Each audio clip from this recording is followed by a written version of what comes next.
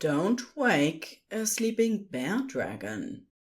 A Good Omens multi-voice podfic written by Zehwulf and voiced by SkyAsimaru and Djapchan.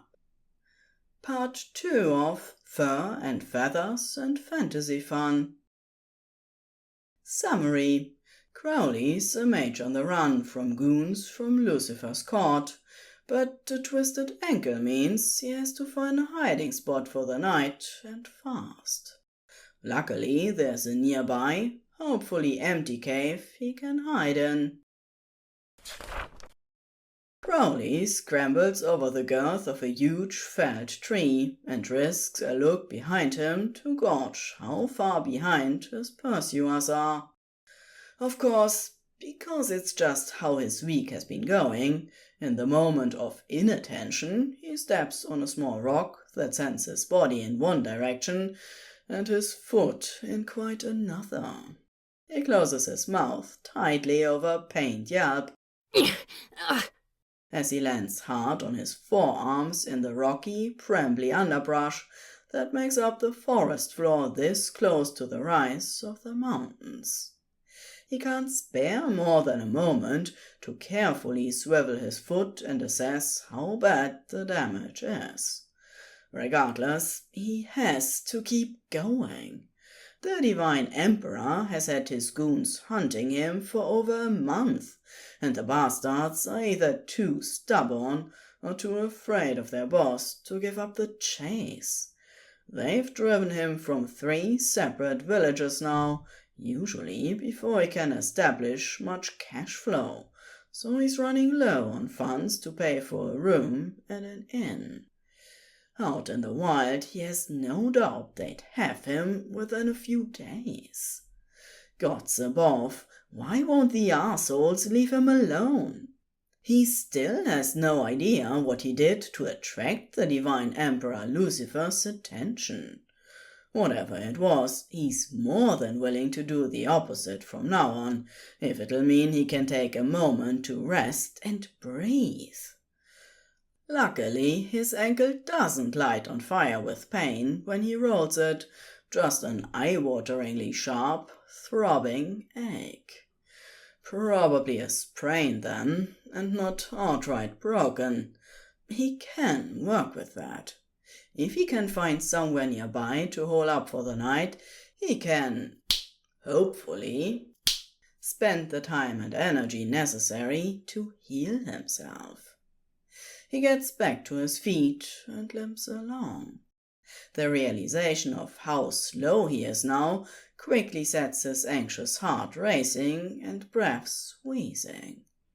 He begins looking around, not entirely sure what he's looking for, except that it needs to be somewhere he can hide. The trees here are old growth, too wide to shimmy up, and too tall for the lowest branches to be within jumping distance. He could try scaling the mountain and gaining the high ground, but he doesn't like his chances with a dodgy ankle. There are gigantic, hollowed-out logs here and there, where the forest is slowly reclaiming some of its fallen sentinels, but he doesn't like how exposed they are. Also, bugs and small, screamy animals like to make their homes in them. Then something catches the edge of his attention. He looks to a nearby, upward slope of rock, but nothing stands out. He's just wondering whether he actually saw something, or if something pinged his magic sense, when he hears rustling and snapping from some way behind him. It could be a bear, or some other lumbering creature, but his gut insists it's Lucifer's goons closing in. With a frustrated grimace, he stalks closer to the rock face and brush that had caught his attention. When he gets closer, he realizes that the brush is hiding the low, curved mouth of a hole in the face of the rock. From the darkness of the shadows within, it might even be a shallow cave. He hesitates. For one thing, the brush boasts some massive thorns. For another, bugs and small and big, screamy animals like caves just as much as they like hollowed-out logs. But it is better hidden, and if it's big enough, he might be able to fortify the entrance and rest for several days with the supplies in his pack. A faraway call decides him. He shimmies between the narrow space between the mountain face and the brush, using his pack as a shield against the worst of the thorns, and ducks down to crawl into the low mouth of the cave. It's light enough outside that a little sunlight is able to weakly illuminate the area just beyond the mouth of the cave. Crowley crawls in on his belly, gets his good foot under him in a lopsided crouch, and pauses to let his eyes adjust to the gloom. Immediately he realizes how very fucked he is. The air of the cave is warm and filled with a spicy sweet, musty scent. A slow, rumbling noise like wind and distant thunder heard through the cover of a feather-down blanket seeps into his ears over the wheeze of his own panting breaths.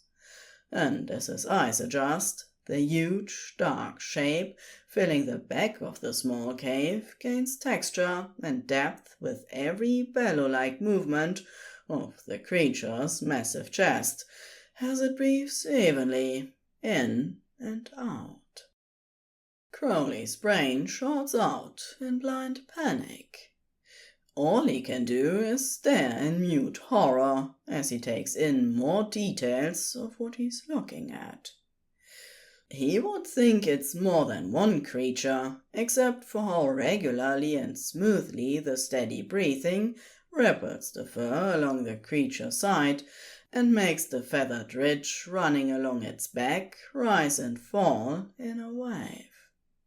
He thinks it's curled in on itself, with what looks like a thick, scaled tail wrapped around to guard the creature's face in sleep.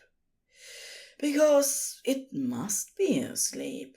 The tiny self-preserving part of his brain that's holding him statue still tells him. It rests upon what looks like a bed, or possibly nest or something soft, curled up around the edges under the weight of its boulder-like shape. From the evenness of the texture, Crowley thinks it might even be linens of some sort, though it's too dark to tell for sure. The thing about mortal terror, though, is that it can only hang around for so long without continued stimulus. And the cave is very warm, and the creature's breathing is almost hypnotic in how it fills the space so steady and calm and weighted. And, well, nothing is happening. No roaring or growling or flashing of razor-sharp teeth and claws or baleful stares from gleaming eyes. Just a big lump of a creature taking a nap. And here's Crowley, rudely stumbled into its bedroom unannounced. The terror fades, but Crowley doesn't much like the awkward guilt that remains. He doesn't have time to ruminate on it, or what the most sensible or even ethical course of action might be in the situation, however. From somewhere outside the cave he hears the sounds of trotting horses. With a silent apology to the creature and a more frantic silent plea to whatever deities might be listening, he carefully inches away from the entrance further into the cave. The inside looks like the inside of a round flask, if the flask had its mouth flattened quite a bit. There's a narrow passage before it opens up into a vaguely sphere shape, but unlike a flask, there's an additional nook just to the right of the entrance. Crowley eases over into it, trying to keep out of the immediate line of sight of the mouth of the cave, but also as far away from the creature's nest as possible. Once sitting, he concentrates on holding himself very still and breathing very quietly, not eager to disturb either the creature or alert whoever might be outside. Frankly, he's a lot more keen to take his chances with the creature at the moment. At least, if it tries to kill him, it would probably be a quick death. He has no idea what fate awaits him if the Divine Emperor's men get him, except that it would be extremely drawn out. Outside, the sound of horses draws closer. Crowley reluctantly tears his eyes away from the sleeping creature and angles his head back toward the mouth of the cave, so he can hear better and watch for any shadows that might fall across the spill of fading sunlight at the entrance. "Please ride by, please ride by, please ride by," he chants inside his head, willing his hearing to stretch enough to pick out details of what's happening outside without accidentally calling power to give form to the idea. He has an untested suspicion that there's something about his use of magic that's allowing them to track him so accurately, but he's yet to figure out whatever it's the calling, the casting, the type, or something else. Bottlenecked in a small cave with an unidentified large creature at his back is not where he wants to test any hypothesis. The horses stop. Of course they stop. He recognizes the surly voices, definitely Hester and Legger, but they are too low and muffled to make out words. No wonder they'd caught up to him so fast. They'd finally wizened up and obtained mounts to aid their pursuit. He slowly lowers himself down to the ground on one elbow, so he can get his ears as close to the entrance as possible. Footsteps wander vaguely closer, and he has to hold his breath against a surge of panic, reminding himself that the cave entrance was relatively well hidden, unless you were actively looking to spot something behind the thorn bushes. "I think you climb through near here."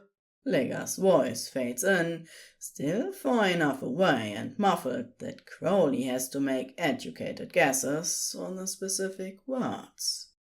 "The crystal said river this morning. That log over there. It looks like he fell. Can't be far." Well, that seems to confirm his theory that they're tracking him through a combination of tracking and some sort of magical device. He's been trying to avoid using his magic as much as possible, but he'd refilled his water skin from a dodgy-looking spring this morning and had risked a cleansing spell. Esther says something irritated sounding from further away. Maybe still with the horses? "Sundown. Easier before in the morning," Legger replies, and the footsteps move further away. The sound of thumping and the clinking of metal follow soon after. Oh, of course they're going to make camp just outside where he's hiding. That's just perfect. Some very grand luck he has going on today. The sound of the two lakeys setting up camp becomes abruptly sharper, louder. Crowley frowns, wondering if they moved closer to the cave entrance. But then his brain catches up to his ears, and he realizes the steady background noise of the creature's sleeping breaths has gone silent. He closes his eyes briefly and laments every time he's seen a market stall bearing luck charms and pass them over for necessities like jerky and nuts and travel bread. Then he slowly turns his head to look back into the belly of the cave. The dim light catches bright on a pair of large eyes watching him.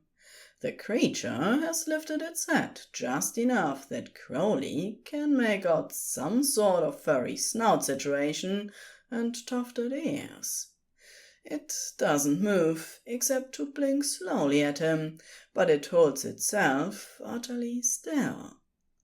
Crowley is choosing to consider the blinking and the lack of growling as an indication of befuddlement rather than anger.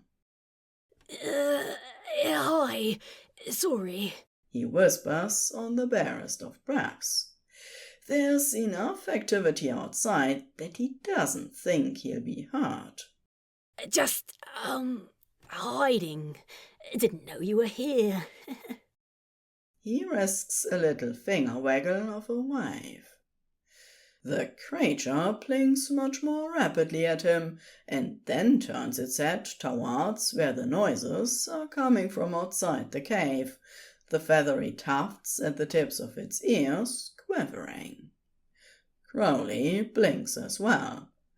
That reaction seemed a lot like the creature reacting not just to his voice, but his actual words. Do you understand me? He asks, voice pitching up in excitement before he wrangles it back under control. The creature looks back at him and bobs their head up and down in an unmistakable nod. Oh, that is terrific.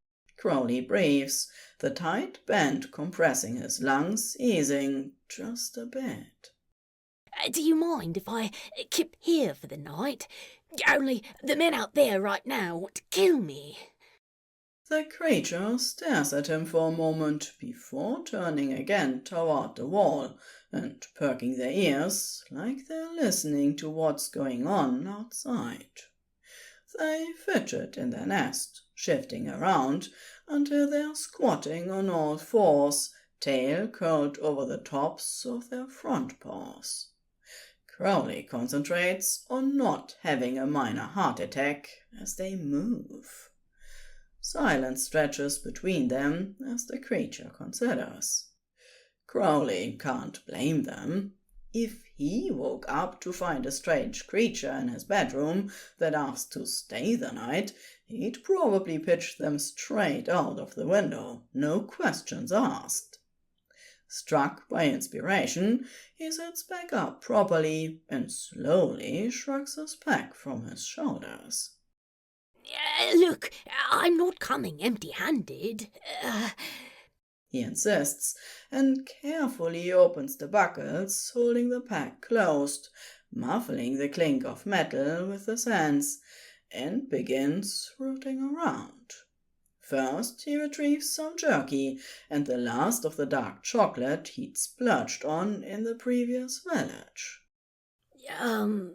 Treats? He asks, and holds up the offerings in both hands. The creature stretches their neck out a bit, sniffs, and then visibly perks up. Crowley swallows hard, does some careful juggling with his pack and the treats, and then slowly shuffles further into the cave until he's only a few handspans away from the very edge of the nest. From this close he realizes it's made up of a hodgepodge of bolts of fabrics, blankets, pillows, and what even looks to be a few mattresses. The pieces look well loved, but clean. Once he's close enough, he sits down again, trying to look as unthreatening as possible, and offers up the jerky. The creature gives it another suspicious sniff before lifting a massive paw and daintily plucking it from Crowley's grasp with a pair of short, thick talons. After a thorough inspection, the creature nibbles on the jerky and releases a low, rumbling growl, and its tail twitches close enough to the edge of the nest that Crowley has to clamp down hard on a flinch. Is that a good growl or a bad one? He mutters, mostly to himself, but the creature hears him, and their jaw drops open in what is unmistakably a grin, terrifyingly gleaming and full of sharp teeth, but a grin nonetheless. With a huff, Crowley holds out the pieces of chocolate next. These too are examined and sniffed thoroughly before being gently extracted from his palm and savoured with many low, evidently pleased growls. The process takes long enough that he's left with a smear of chocolate on his hand. He examines it in consternation, trying to decide if it would be rude to lick it off. Normally, he wouldn't have any scruples, but the creature has more manners than most nobility he's met, and he is trying to make a good impression. But then the creature reaches out and clasps his wrist, encouraging him closer. Crowley shuffles forward and has about half a second to realize what's about to happen before the creature swipes a huge, rasping tongue over the flat of his palm and then nuzzles the damp skin delicately before drawing back and hunkering down with the air of a pleased cat. Well, that was a thing, Crowley thinks, half hysterically, heart hammering in useless, belated terror. The creature chuffs and grizzles a little, folding one paw neatly over the other, as if wondering what he's so worked up about. Crowley stares at them narrowly as he takes a few calming breaths and moves on to the next phase of his haphazard plan. The creature cranes the neck over to watch as Crowley extracts a sinfully soft blanket woven from a blend of sheep and Angora rabbit fur.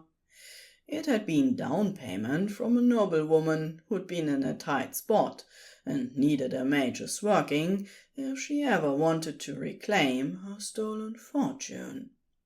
It's probably worth more than the fee he charged her at the end of it all, but as much as he likes it, it isn't more valuable than his life.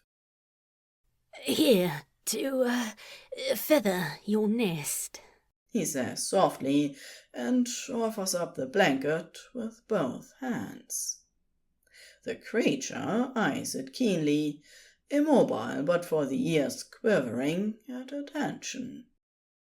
Please, you're saving my life, Crowley says solemnly, maybe playing up the gravitas a little bit, but the creature seems to appreciate a little melodrama.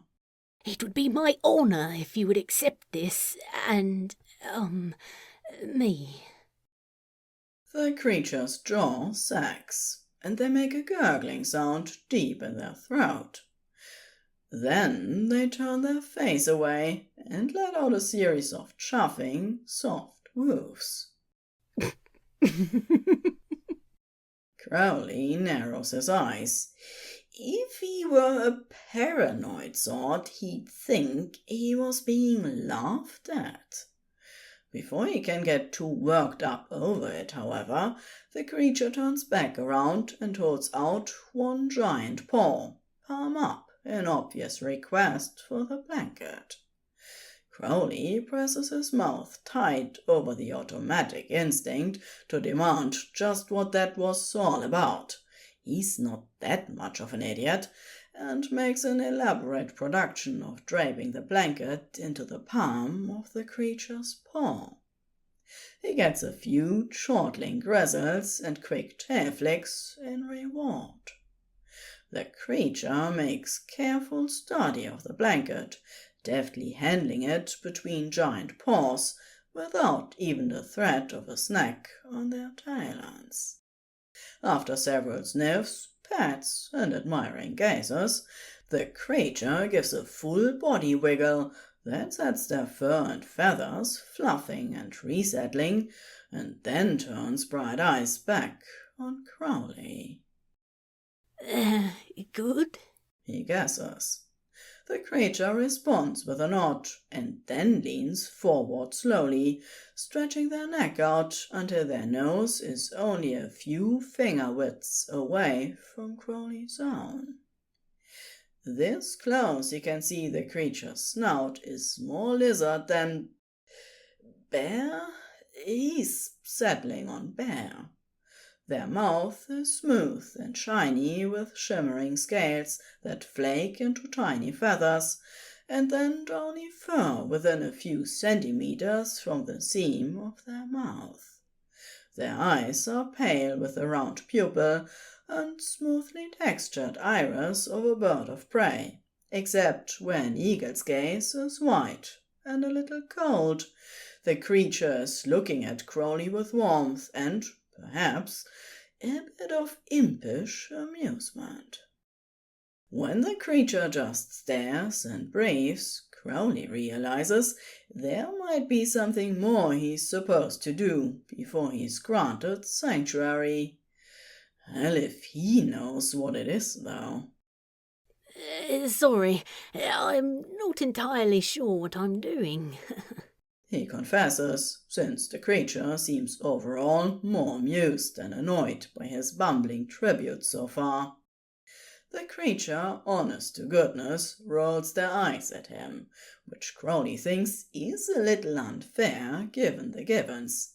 He's doing his best, all right.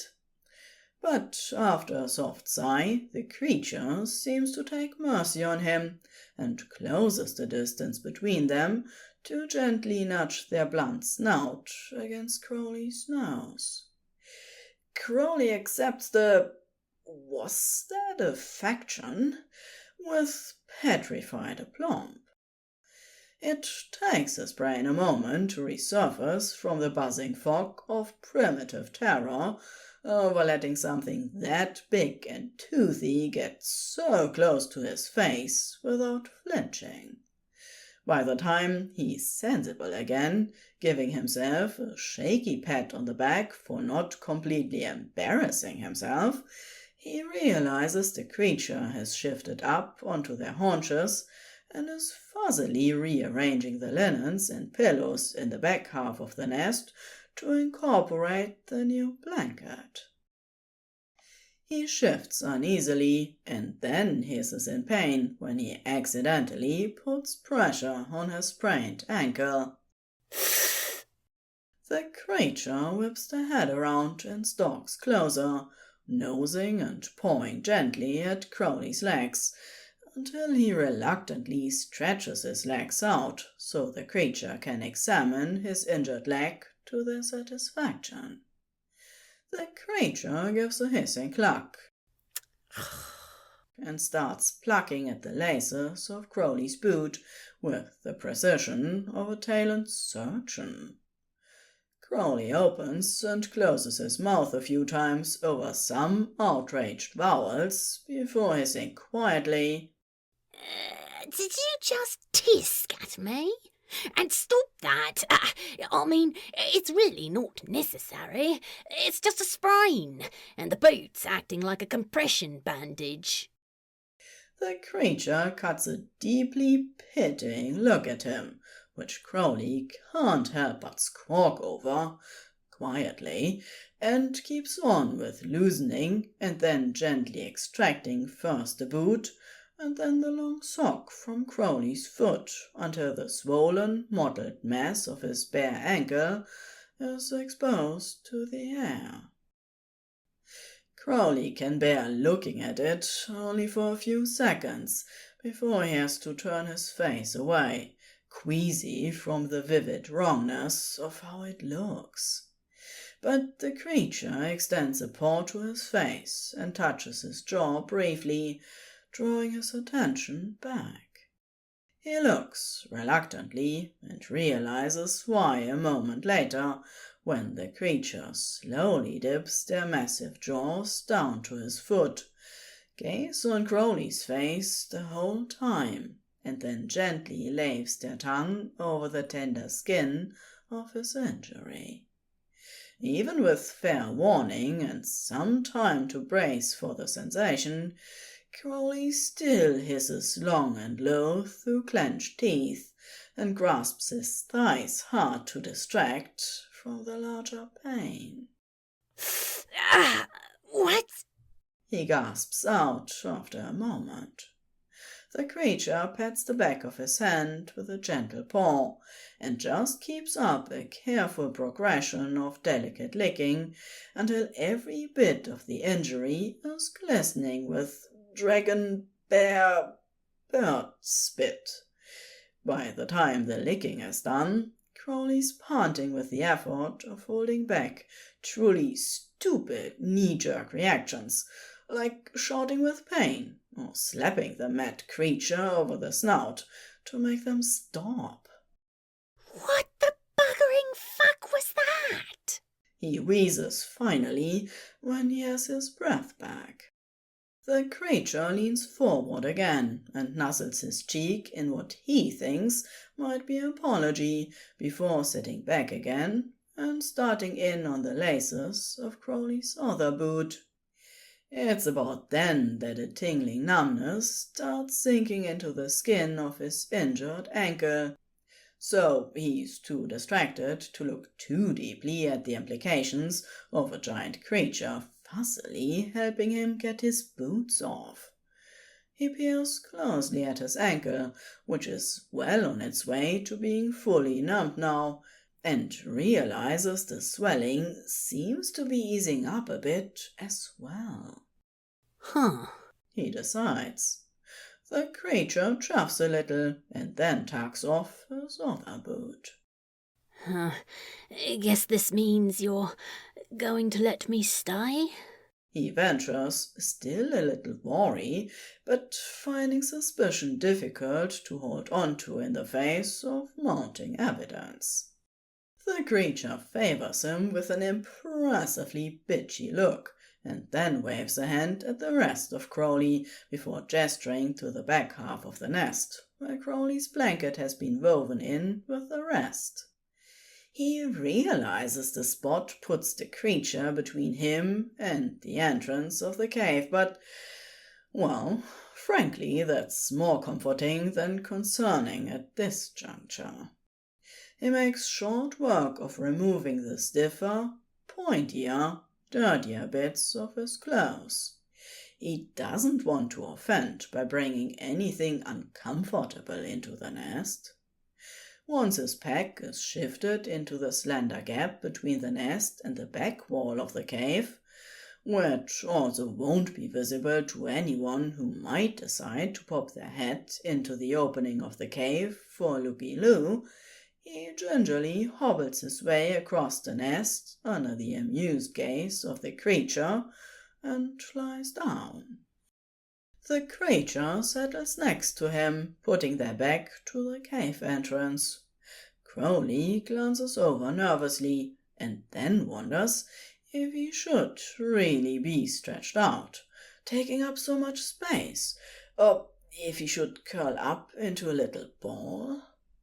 Before he can decide, though, the creature takes it upon themselves to bodily rearrange him until he's a proper little spoon cradled to the creature's chest, his injured ankle propped up over the back paw the creature has inserted between his calves. He ventures, not sure how he feels about being a cuddly toy to what is obviously an apex predator, even if they've been positively genial up to this point. It's just that he's still not quite sure whether or not he's acting the mouse to a particularly perverse cat.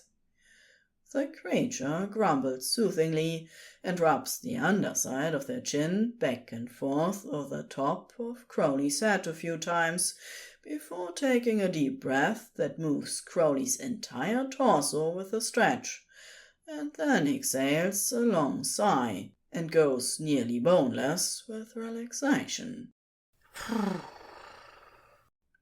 Within a few minutes, the deep, bellowing breaths that Crowley had first encountered are filling the cave again. Crowley lays quietly, eyes open, but unable to make out much now that it's properly dark outside, and his view is the dark rock of the cave wall. He does his best to relax, but can't help the anxious tension that clings to his muscles and joints, locking his body and brain up in wakefulness. He needs rest, and this bizarrely accommodating creature has provided the space and opportunity for it, but he's finding it difficult to just trust and accept. In the relative peace, or the delayed fear and gibbering questions he's had to shunt aside to focus on surviving each moment, come clamoring back for their due attention. He wishes he could just accept. For the next several hours he is warm, he is safe, he is even comfortable. But that's never been a strength of his. He needs to know. What is this creature? Can Crowley take their apparent kindness at face value? Or is he being secured as a convenient snack for later? Will Hester and Ligger find the cave? If they do, will they discover Crowley or not? And if yes, can he count on the creature to defend him, whether as friend or prey? Oh, gods above, what if Hester and Ligger are able to harm the creature? What if he's pulled this giant fuzzy fuzzball into the middle of his own bullshit? Hester and Ligger aren't powerful, but they are brutal in ways Crowley's never been able to bring himself to sink to. And his magic, while strong and sly, is better suited to long cons and intricate plots, not blunt force. He realizes he's stiff enough that he's starting to give himself a tension headache, and his ankle is beginning to make its displeasure known, even through whatever magical slime the creature anointed it with. Behind him the creature grumbles sleepily and cuddles him impossibly closer, nuzzling his head with her chin and rubbing the giant paws played over Crowley's chest in slow circles. Something tickles the back of his mind. An impression of concern and assurance. It's faint enough that he's not sure if it's being sent to him or if his own wild imagination is projecting, seeking to interpret the physical gestures. With a shaky sigh, he rests his own hand over the back of the creature's paw and gives it an awkward pat. I didn't mean to wake you. Just in my own head a bit. The creature wafts and sighs and continues their campaign of soothing rubs and deep, even breathing. Eventually, the hypnotic rhythm of gentle touches and calm breathing, combined with the encompassing warmth and Crowley's own exhaustion, draws him out of his spiraling thoughts so he can let go and drift into sleep. He dreams of soft beds and sleepy cuddles and the bone-deep security of being with someone you trust to fall asleep beside. He begins to wake when he realizes he can hear whispering. A voice is murmuring to him softly, growing louder and then fading, clearer and then muffled, like someone is trying to talk to him while wandering around a large house or sprawling garden full of high shrubs and trees. And then they just left it there on my doorstep. And while I do appreciate a fine honey, it's a little grating to have it assumed that I... Oh, I think I have it now. Can you hear me, my dear? Could you wake for me? Crowley drags his eyes open and finds he's lying on his back in the nest, the creature lounging next to his sprawling limbs and looking down at him keenly. There you are, the voice says again, warm and fond in his ear. Above him the creature gives a pleased wiggle and cocks the head to the side. Did you sleep well? Forgive me for saying so, but you seemed a little tense at first. I wasn't sure if you would manage. Crowley blinks hard and then struggles to sit up, looking wildly about the cave, just to be absolutely sure what he thinks is happening is actually happening. Oh dear, please be careful of your ankle. It should be well on its way to mending now, but you will still need to rest and keep off of it for a while yet. The creature presses a giant paw to his thigh, keeping him from dislodging his leg from where it's currently being propped up by a fat curve of tail. You can talk? Crowley manages on a mostly soundless shriek. The creature levels him with a deeply unimpressed look. Of course I can talk, although human speech is a bit beyond what I'm capable of producing physically. But since you also have magic, that's no bother. I just had to do a bit of fine-tuning to tap into your signature. They conclude smugly. Crowley stares at them blankly for a long moment, and the creature huffs an impatient gust of air in his face. My name is Zehwulf, by the way. Crowley. He responds by rote, and then shakes himself out of his poleaxed stupor. So, I take it you're just not waiting around to eat me? What do you take me for? Some sort of brute? No, of course not, you silly man. They hang at their head and squint their eyes in a distinctively mischievous way. Besides, is that any way to treat a beloved husband? What? What? Crowley croaks. Zehwulf wriggles in delight and chucks a tail and finger under Crowley's chin. Oh, did you not intend to propose with those gifts of sustenance and fine nesting materials, and a humble request to share my nest with me?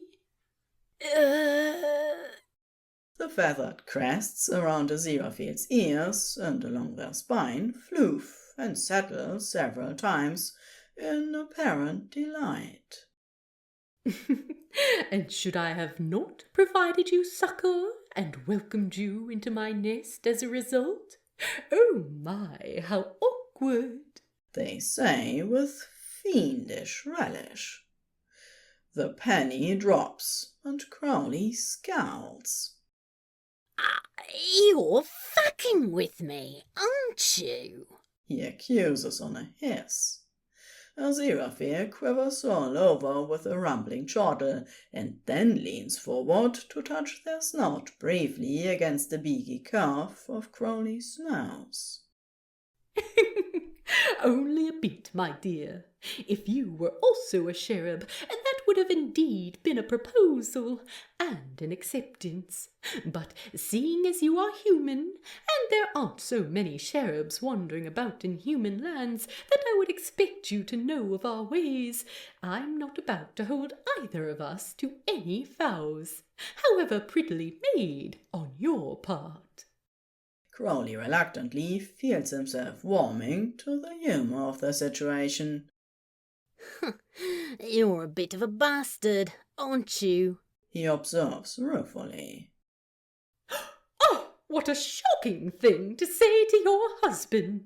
Zehwulf says gleefully and pulls themselves up stiffly, like if they had pearls to clutch, they'd be doing so. Crowley rolls his eyes, but she's grinning now. Yeah, all right. They're gone, you know. Zehwulf cuts in suddenly and waves a dismissive paw at the cave wall toward where Ligga and Hester had set up their camp. Set out earlier this morning, grumbling about flash-busted mages.